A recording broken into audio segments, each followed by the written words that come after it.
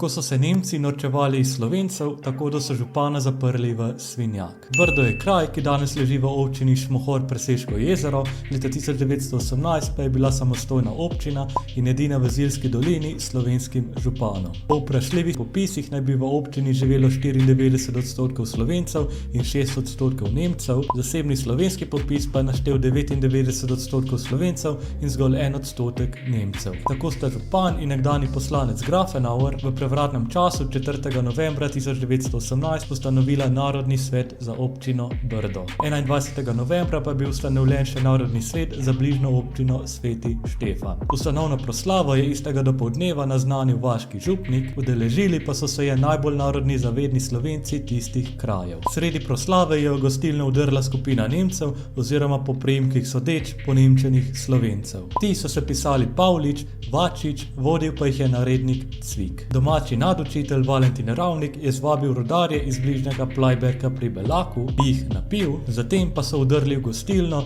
fizično napadli Slovence, župana pa zaprli v svinjak. Nemški nacionalisti so se nato organizirali in 4. decembra napadli orožniško postajo pri Svetem Štefanu ter razgnali slovenske stražnike. 8. decembra so napadli postajo v Podkloštru, 2 dni pozneje pa postajo ob Karavanškem predoru. Edina postaja, ki jo Nemci niso napadli, je bila pri Brdu, kjer sta bila slovenski župan in samo organizirana narodna straža. Ta je obstajala vse do 5. januarja 1919, ko je Ziljsko dolino zasedla nemška vojska in zavedno zapečatila njeno usodo. In zaradi oddaljenosti so bili ziljski Slovenci v imenu višjih interesov žrtvovani.